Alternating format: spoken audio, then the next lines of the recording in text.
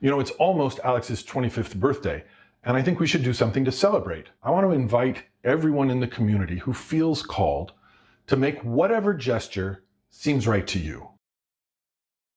I know the perfect thing for this.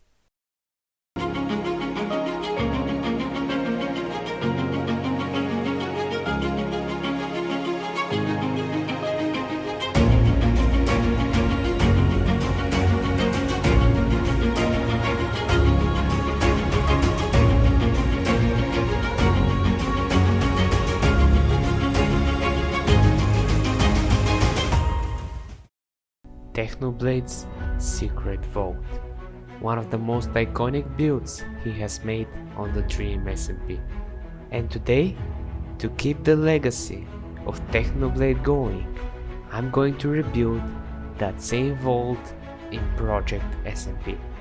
And I have to do it quickly because I'm already a bit late when recording this.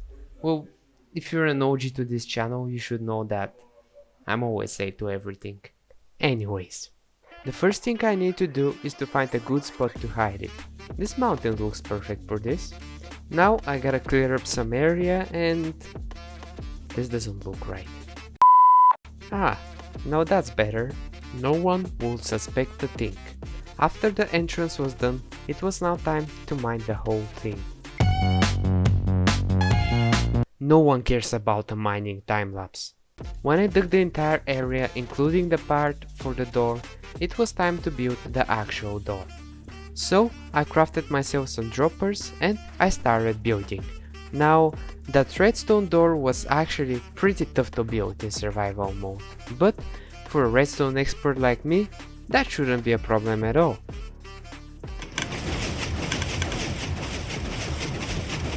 I forgot to replace the repeater after breaking it!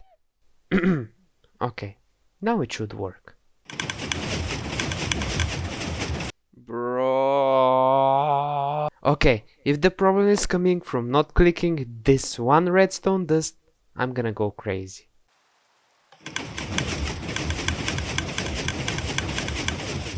Okay, so it was that one tiny thing that was making my entire problem. I really have no comment about myself. But things like that can happen even to the best. It's important to continue and not give up. After finishing with the redstone part, I started designing the vault. At least for the design part, you know that the entire thing won't break if you place one wrong block. So, except the collection of the materials, it was pretty chill. And after a few hours of gathering materials and building, I managed to make the entire vault. But the hard part was just about to begin, because now I had to put maxed out netherite armor on the armor stand. Now thankfully I have netherite armor from the instant kill railgun video, so at least a bit of a headache was removed. But still, making it maxed out enchantment was a big pain in the butt. Now in order to make the villager trading easier, I decided to get myself Bad Omen and then start a raid. Definitely not a raided spawn. And after fighting and defeating an entire raid, I got the Hero of the Village effect, which made the villager trading a lot easier and faster. There were just 2 enchantments that were missing in my villager trading hall, and these were Swift Sneak and Soul Speed. Now, after I gave 6 blaze rods to Ice, he then agreed to give me a Swift Sneak book, and that's how I got this enchantment. After that, I went to trade with piglins for Soul Speed, and this happened. So basically I was trading with piglins in a bastion until I accidentally fell in a hole, and was quickly flabbergasted by the birds. I might be building Technoblade's vault, but I'm definitely not him. Like literally, it won't be a Joy Go Play video without me dying. But even after this death, I didn't give up. I took the backup gear like had given me in case something like that happens, and I went to take my stuff before it despawned. And I actually managed to take everything back. which was a big relief.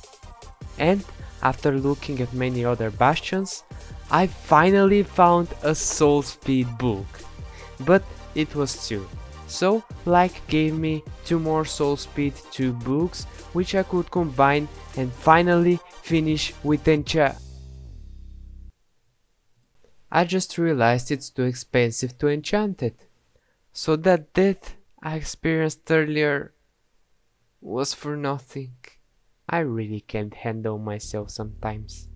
But at least now I can say that I got a maxed out netherite armor. Only for the project, of course. I know it's banned in the SMP, and I will never use it to cause harm. Anyway, this was the easy part done.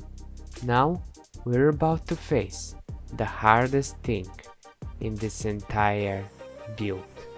The thing that took Technoblade months to make. It was time to collect the Wither Skulls and fill up the entire vault with them. Now for that part, I know that Magma Blade had a Wither Skeleton farm somewhere, so I asked him for the quartz, but he didn't respond.